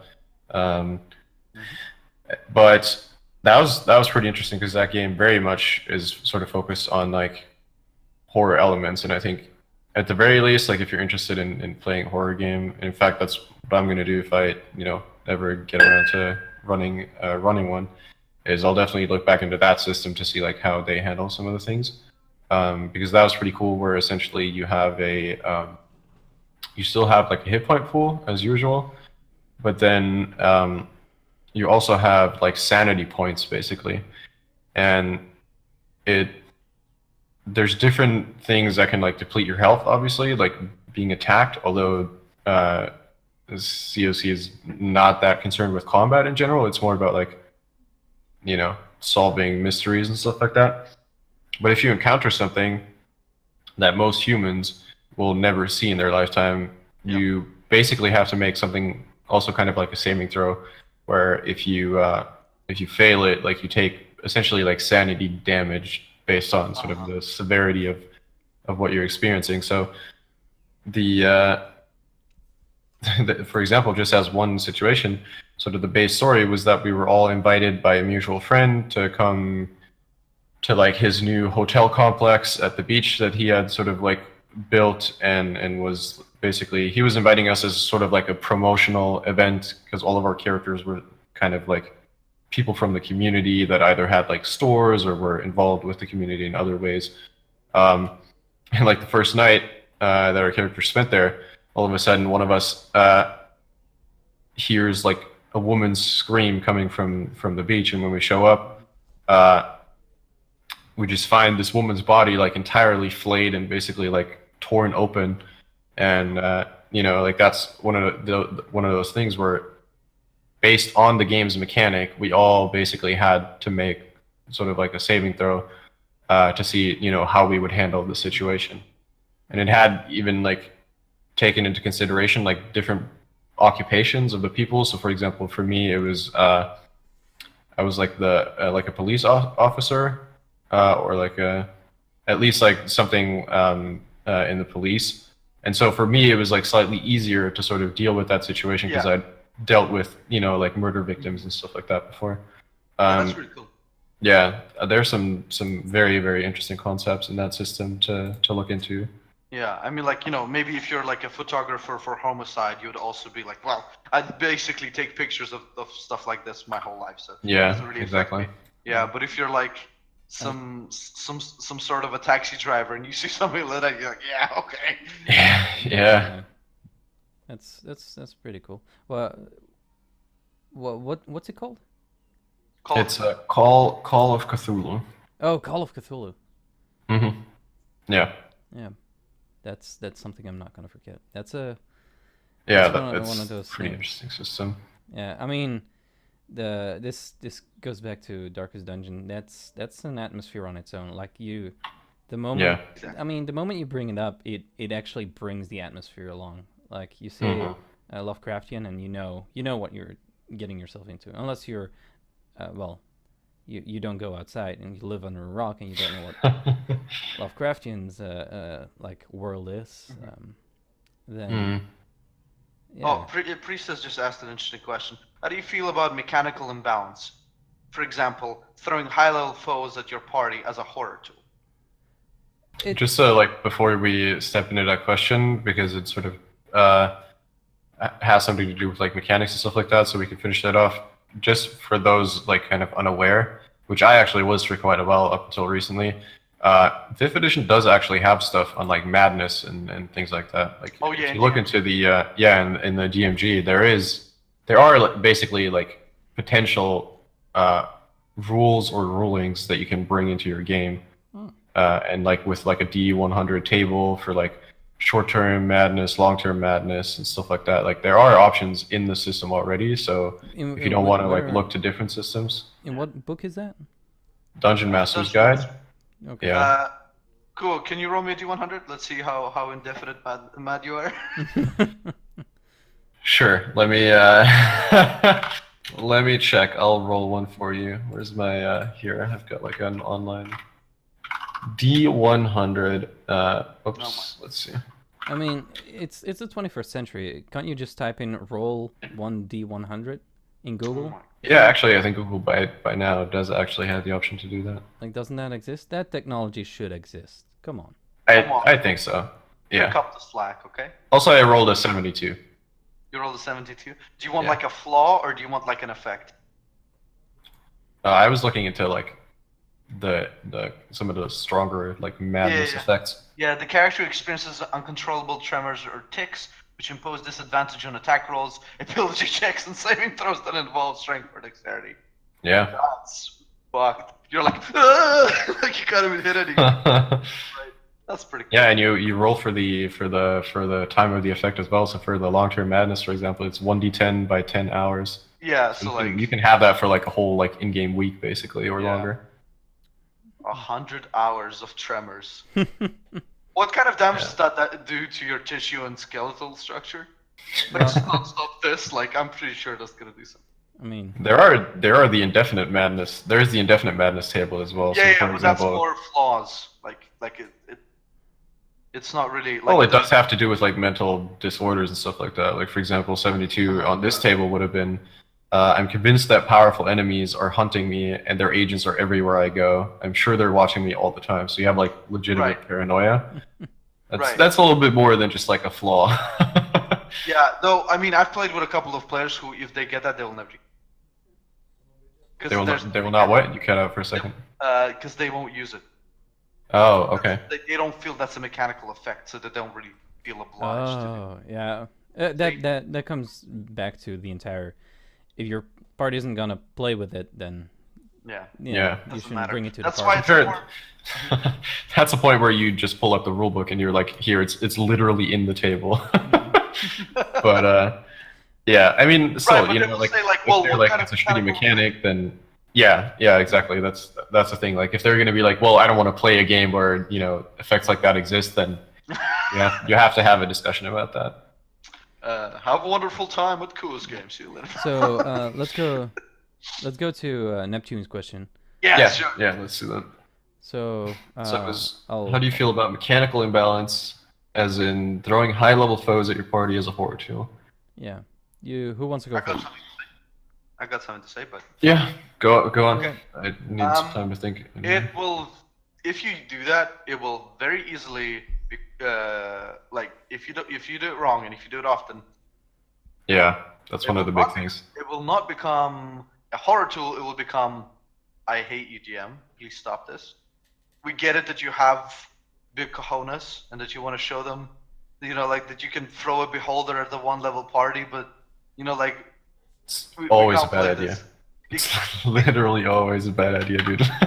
I mean, 99 out of Maybe- 99%. Yeah, maybe not 100% of the time, but Yeah, exactly. the thing is, like, the players play D&D because they want to do heroic shit and they want to do like epic things, and so like if you put them in a room with a bunch of enemies and your plan is like, that's one of the examples that I've heard used quite a lot. Like, if you expect your players to give up, they're 100% going to do the opposite. Like, if you put them into like, they're brought before the king's hall or whatever, and then all of a sudden they realize it's an ambush, and like all of the crown's guard comes out and comes to arrest them, and they're like first level characters, and there's like 20 guards all in like platinum armor or whatever. They're still going to be like, well, obviously, like, we're the heroes, and like this is a game where we're supposed to be fighting because D&D is about fighting, so let's just go for it. I'm sure our DM wouldn't kill us. That's probably more like the newer players are prone to do that, but I do think like that's an issue that you'll run into. It pretty definitely frequently. depends on the DM. What I actually like to do is just create a world where there are like high level monsters in it, and if the players encounter them, they will encounter them. Like Yeah. if Yeah, for like sure. it would be their choice to go to the dragon's lair and fight the dragon as level 1 characters. Like Yeah. like it makes no sense from like thinking about it, but if they want to do that, I will not stop them. I might warn them. I might even if it's something like that, I might be like, "Hey guys, are you sure about that? You're pretty low level." Like, or Yeah, I some- mean, if it weren't the case, then you would just take away from the verisimilitude, and this goes back to like atmosphere and immersion as well, because the reverse effect of that is also that if you would only have them encounter high level enemies, or if you would only have them encounter low level enemies in early levels, then that would also lead to them only encountering high level enemies when they're high level. And so all of a sudden they're walking through the woods where they spent some time as like first or second level characters, and there used to be like goblin tribes all over the place, and now all of a sudden, you know, the woods are empty and there's no one there. No, you gotta, like, every once in a while you still have to throw like a goblin patrol in front of them, at least in my opinion. You know, like you throw that in. It doesn't even have to be a combat encounter, because like who wants to like kick some goblin ass when they're like 11th level or something like that, right? But then what you can do is you basically just explain how you encounter like a goblin patrol, and as soon as they see you, they absolutely lose it, because they've heard about you, or they can even just see by looking at you that you're really, really dangerous, and so they just scatter and run away or something like that, you know? Like, it definitely goes both ways, I feel like. Yeah, but I agree. Like I like to use behaviors on my monsters. Like for instance, a set of wolves. They wouldn't just attack you because they're wolves. Like they're animals. They will like the primary thing of them is to survive. Unless they're starving, they would never just attack a group of humans. As like. Definitely. I definitely like that. Especially if they're going on the road where other humans also go. You know, like wolves don't look with eyes; they sniff stuff. And if they feel like, yeah, it smells like a lot of people go around this place, like, yeah, they wouldn't like just run into the middle of the road and attack. Yeah, it makes no sense. Indeed. But if to I may also finish my- also go on. sorry, yeah, I wasn't quite done. I just wanted to say, I saw that. especially if you're playing D&D, a lot of it comes down to getting XP. Like if you want to progress, and if you have monsters constantly running away, like sometimes you kind of have to give them something to fight, because if you have them like not fight anything because the monster's constantly running away or stuff like that, then they they're probably not gonna level up and progress as much as they should, right? So I think there needs to be some sort of balance you need to draw. Yeah. Where it's sometimes okay to just say, you know what, there's a group of skeletons here. They need to fight this. They need to level up, because I want to kind of. And to be fair, like, skeletons are a good tool for that, because skeletons are literally mindless. Like, they will just walk at and attack whatever is in front of them that moves. So yeah. That's why I brought them up, actually. Yeah. You can say what you want about zombies, about how annoying they are in culture lately. Like everyone brings up zombies, but at the same time, everyone loves zombies because they're such an easy tool to use, and like they're always bad. They're always evil. No matter who you are, you can always kill a zombie, and no one's gonna look at you and be like, "Why did you kill that zombie?" I mean, yeah. Unless they're a necromancer and at least they're a zombie. Wait. There are some exceptions. Has anyone ever played Ace Attorney? Objection! Like, dun. You can spin anything in to make the players feel bad. I'll tell you this one. What? Let's say they killed a zombie, then out of nowhere this woman comes in the town, and she's like, "Yeah, my husband, the hunter, he's gone missing. I've been searching for him for weeks. He went into the woods and never came back. He was wearing this, and that." And like, you know, you describe whatever the zombie was wearing, and they're like, "I'm sure he will turn up fine. Yeah, I didn't kill your husband who was a zombie, and I won't tell you about that." Yeah, But you're right. There's always like we're both right. There's always a way to fuck it up, and then there's always something that like people just feel okay with. Like, yeah, whatever. They're grunts. I can just do it. I won't feel bad. I mean, they're a simple tool. Everyone understands what they're about, and like they're effective. That's why they're used so much. Exactly. Yeah. No. One of my favorite things to do with that is how I like turning it upside down for players who just started the campaign with me. I started a game where all the players, they really wanted immersion, from what I understood, because they really cared about which part of the world they played in. They really cared about the lore, and they all wanted to be dwarves because of the place they chose to play in. Mm-hmm. They all wanted to be what? Dwarves. Oh, okay. They all wanted to play dwarves. Is it better now? Yeah. Sorry. Okay, awesome. It was just no worries. So they chose a region in my world that is populated by mostly dwarves. It's called Murdian, and it's like in the mountains, stuff like that. And their first mission was to go into this mine and figure out what was going on. And they found a bunch of goblins there, and they killed a bunch of goblins. A lot of them, like 7, 8 goblins, until because they were attacking an entire tribe without any plan. The tribe surrounded them and put them in chains. And they were like, why are the goblins not killing us? And I'm like, yeah, why? So they chained them up and they put them into the mine and just made them mine.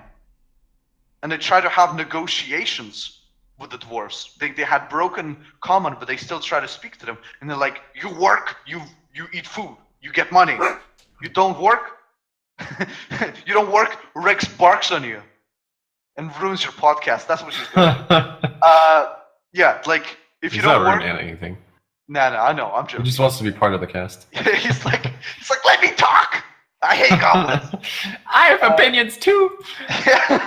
Dirty humans! We play RPGs all the time! Yeah, so they try to communicate, they try to talk to them, and the players are like, this is very strange. That's not what we have thought at all. Like, we thought we just came in here, gonna kill some goblins, take the mine back to the dwarves. These guys, like, have democracy. They talk to each other. They tell us, like, they didn't kill us straight away, although we killed a bunch of their men. And of course, it ended up with them escaping and killing the rest of the goblins.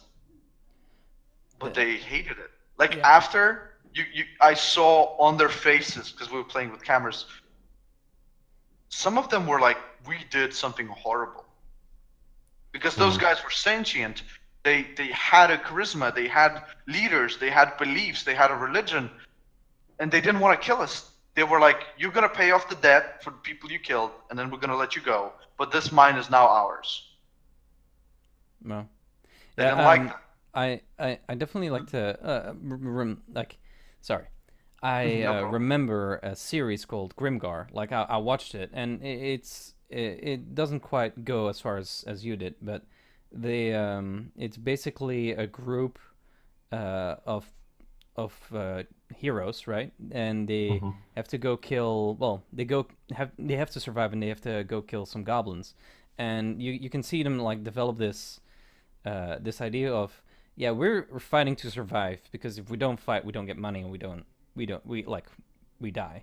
of starvation. Yeah. But at the same time, he was talking about how the goblin is just trying to fight for his life. Like, like it was actually quite interesting, and I think that's what makes personally enjoy it. Like, if you make the NPC that you're killing just a normal gobbo that's at the end of someone's spear to have motivation, you've achieved, in the player's eyes, a verisimilitude. It's a tough word. It is a tough word, especially if it's your second language.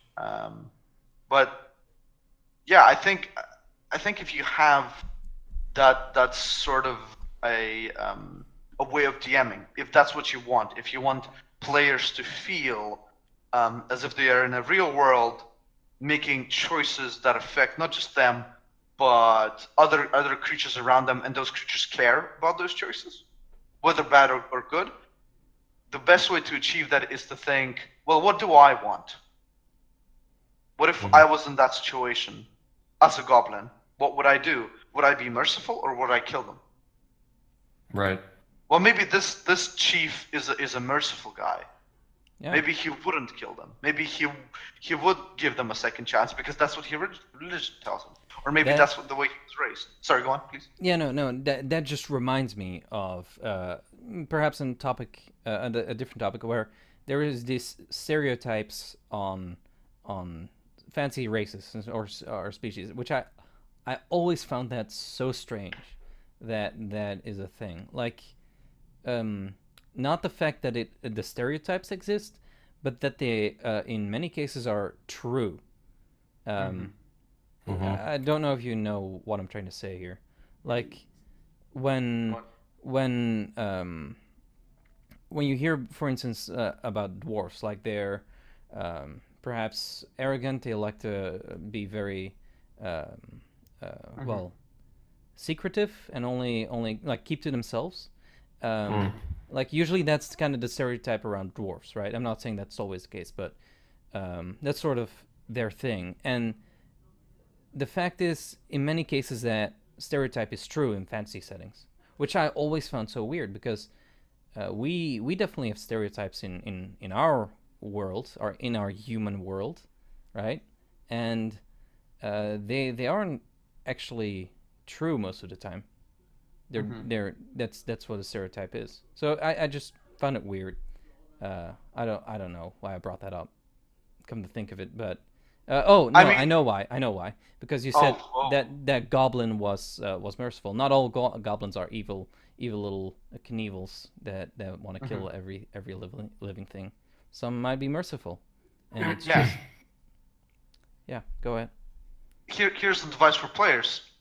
Maybe try to avoid stereotypes. Not in the sense that, like, create a dwarf that acts exactly like everyone an elf would act or whatever. Like that's also kind of weird, right? Like, but I think the reinforcement of those stereotypes is because that's the way people play them, right? I think they hear the stereotype and they're like, well, what's the best way to roleplay that character? And they're like, well, they hear other people do it this way, so maybe I should do it that way. Or they found it in the fiction. I'm not sure where the right balance is, but I think as a player you shouldn't feel that you have to play up those stereotypes for you to create a good character of that specific race. Just play whatever you feel that person is like. Yeah. Kyo, do you have something to add?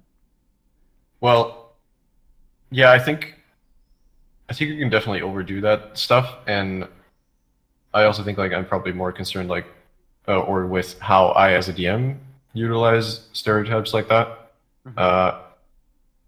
But I do think they exist for a reason, and I think, like, they can be pretty good tools as a dungeon master, because you have to give the players a certain, at least or I'm not even sure if that statement is true, but I feel like it is helpful if your players have certain stereotypes to work with, or like their expectations, like, because otherwise, for example, every time they run into a goblin, they're gonna be like, well, like, are we gonna, is this guy gonna attack us immediately?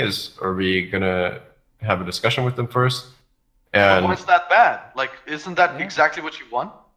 I guess it depends on the I don't the think party. so. Some people. I don't think you want that in all situations.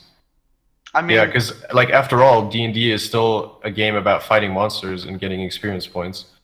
I mean, when you say it that way, sure, but I think that's a very declarative statement. I mean, that might be what it is for the designers of the game or for you specifically, but yeah, I mean, that's how the game is designed, is what I'm saying. Sure. But I mean, doesn't mean you have to play it that way.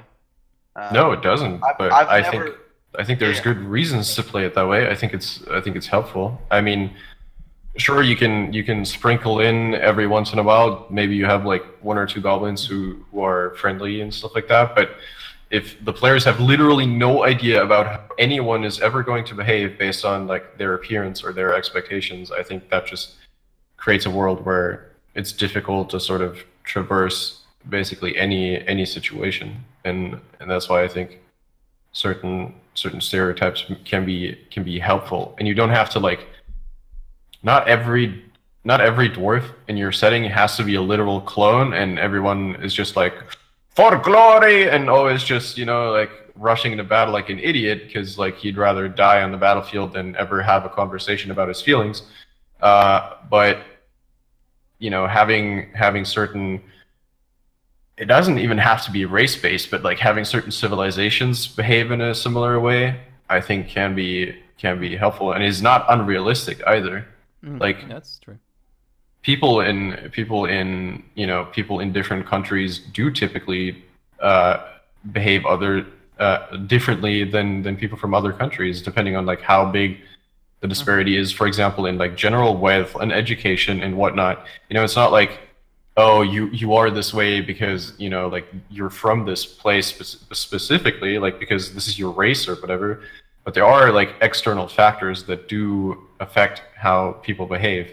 And I don't want to go into like, humanities studies or whatever, because that's a very different topic. But, as an example from D&D, and something that might not be as apparent right off the bat, but for example, at least in my setting, and like how I interpret, well, quote unquote, my setting, but the way I utilize the Forgotten Realms setting, which is sort of the main like 5th edition setting, right?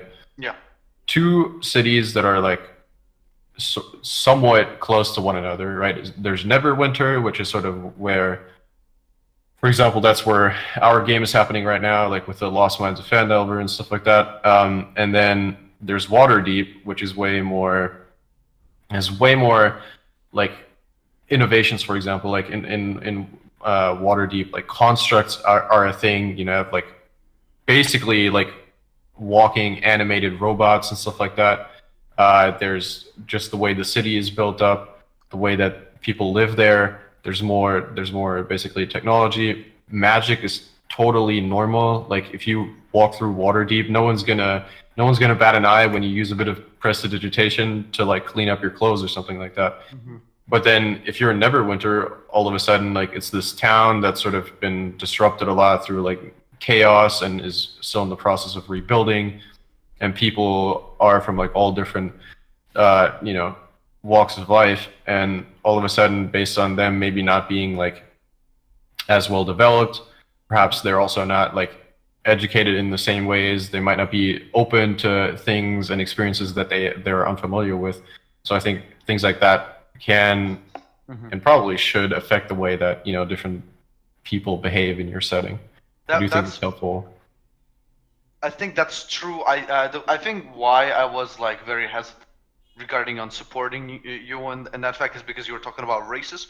But as soon as you talk about civilizations and cultures, yes, I exactly agree. I think because what I feel is like an individual is enhanced and changed by the religion they follow, the civilization they lived in, the circumstances is the third thing, and it kind of changes everybody.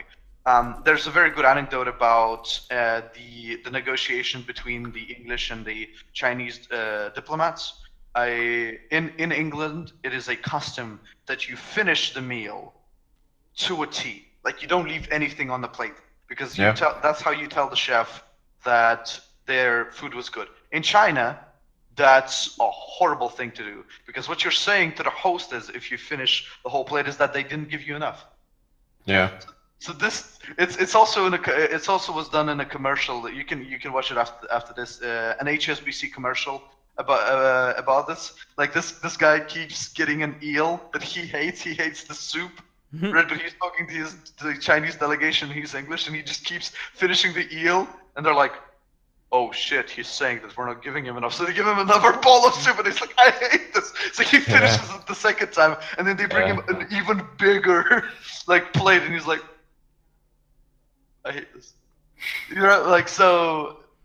Yeah, of course. I will agree with you, but I don't think we should constrain like that every single monster not that every single monster that like that exceptions shouldn't be as frequent as exactly the same type of creatures. I think it should be I think it should be a balance. Yeah. Sorry, go on. Yeah, no, what I like to do is I talked about my little pool of characters before, but what I also like to do is have a pool of behaviors.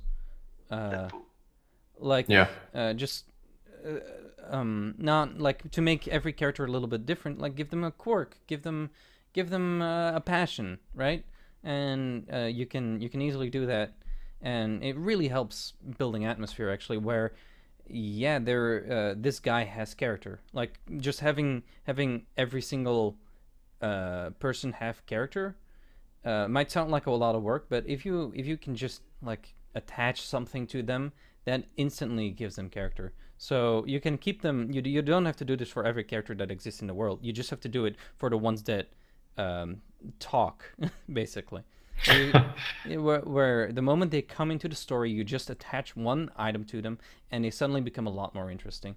Maybe one guy's crazy with wood carving, right? And like he's really bad at it, but he loves it, and that could be his thing, and that could be his passion, where he just suddenly starts talking about that to the players, and they probably want to get away from him. But you can. But it adds another layer to the character, which makes it more interesting. Because otherwise, you just describe them, and they will always stay just a random NPC. But with that, like, especially if they're gonna run into the same person like again and again, maybe, or maybe even just a few times. But those are the kinds of NPCs where, like, years later, your players are gonna be like, "Yo, you remember that dude with the wood carving that was absolutely garbage at it?" You know, like that's how you make people that your players will remember, I think. Mm-hmm. Maybe one day the players enter like just a random addict. Don't ask me how they got there. They're players. They'll find a way, and it's just filled with all the addicts. Full of very bad wood carvings. Yeah. And then suddenly they set that link, part of the atmosphere. Just or like a different way to approach atmosphere in that situation is like maybe a year later they come back and he's really good at carvings because he's been doing it for a year. Oh. Yeah, I mean that would also give the game a little bit more life, because then it sort of reinstates that idea that the characters are not the center of the universe, and that, you know, life sort of happens even if they're there or not. Yeah. Progression shouldn't be exclusive to the players. It should be the world that also progresses. Yeah. Yeah. Absolutely. All right. All right. Well, we've been at it for pretty much 2 hours exactly at this point. 2 hours. Yeah. Just for my own sake, I'm starting to sort of lose focus here a bit. Yeah, sure. But I think we discovered like most of the stuff that we talked about, and we can always bring stuff back that we didn't bring up today. Yeah. Sure. I am aware that you're a little bit under the weather, let's say. Yeah, unfortunately. We do wow. the next time. Sorry, no, Wolfzuzu just dabbed, and I'm just like. Yeah, I saw it. You're welcome, internet. Just the cringe factor. Yeah. Cool. But yeah, I mean, last time we had 2 hours as well, I think, if I remember correctly. Yes. Yes. And we are planning to sort of try and go for 3 hours. I think that would be like a decent time frame. It's fine. I think. I'm not saying like today necessarily, but like going forward, I think that will be like the time frame that we're going to be looking at. So. Preferably also that we start an hour earlier. But no, that. Whoa. Hey, look, you're not pointing any fingers, but they're right here, right? Like, I'm sorry. I wasn't saying anything. I was just saying I have to start an hour earlier. That's all. I'm not. We'll just have to find a different cast member. That's all. Cross, are you still in chat? Yeah. We'll just have revolving guests, you know. Yeah. But yeah, no, this was absolutely fantastic. I think a lot has been upgraded from the previous podcast, and we will continuously improve. I definitely like the layout more. The feedback was great on that, by the way. Like, I just want to say. Replacing Kuo. No, I love you, man. I'm sorry. I'm being hurtful right now. You always are. You always. I know, right? Maybe it's the Russian in me. Like, probably. Stereotypes. Yeah, dude. They work apparently. Yeah. Right. Let's just do some shout outs. Like tell people where they can find you. How about Kyo? You still have some energy left. How about we start with you before it's gone? Barely any. Yeah, I mean, you can even see it, like it's getting dark outside. but yeah, I'm Kuogames both on Twitter and on Twitch, and I have like small Discord where you can hang out. But mainly, like if you ever want to contact me, like if you want to ask me something, perhaps about D&D or RPGs in general, or maybe if you have an idea that was discussed today, perhaps not as much as you would have liked, feel free to like send any of us. I think like just send us a message on Twitter. I think that's like the easiest way. Or And then you can always go to the Discord and just type it in there if you have a question for the yeah, class. that too. There is a channel for like podcast questions, I think specifically. But yeah, reach out to me on Twitter, maybe ask something or bring up a topic that would be cool to discuss on the podcast. And definitely. Yeah, that's pretty much it. Wolfzuzu. Yo, what's up? Thank you for having me again. Apparently this is my last time from the South Park because they're very unhappy with me. Guys, these next 30 seconds will determine whether or not we'll read to you. Okay, you're out. Yeah, you're out. All right. You're out of here. What's my AC? 15 because I'm a Medusa. So you can follow me on Twitter at Wolfzuzu. You can it's also not Wolfzuzu on Twitter. Yeah. You can also find me in Twitch where I don't stream, also as Wolfzuzu, but maybe I'll stream soon. I mean, if you ask me enough, who knows? Definitely, we would love some questions. It's of course always welcome. We enjoy the interactions with the chat, and yeah, thank you everybody for coming. I had a blast. Yeah. Shout out to the people in chat that were like asking questions and being part of the discussion. I really love an active chat in Twitch. It's always fun. That's part of the reason I want to live stream, man. It's just so much fun to have people there and just have that interaction. But it's also really fun if you're watching this on YouTube. Please click like, comment, and subscribe. What that guy said. You're definitely uninvited. What if I go smash that like button, pal? No, not gonna save me. Yeah, no, and for myself, you can find me on Twitter as well. I try to be a little bit more active there. It's like I just don't follow the newest trends. Like I say new as if it's new, but I don't know how to tweet. I don't know what Twitter is. I just say that you can follow me there. I'll always announce when we go live with the podcast, and here on Twitch you can just leave a follow. I'll be streaming some more next week. I'm going to change the format up a little bit. I used to play a lot of just video games, but now I'm actually going to try focus more on casts like these where I talk about I want to do a show where I talk about the game that I'm making. It's not a video game, it's a tabletop RPG game. It might fail horribly, that tabletop RPG game. It might just be bad, but I still want to do it because it amuses me, and that's the important bit. I got some passion there. So yeah, and with that, I think we're about done. Yeah. Quite the cast. Thanks for coming, everybody. Good cast today. Yeah. So, say your byes. Bye-bye. Wow. Very enthusiastic. I love it. I was.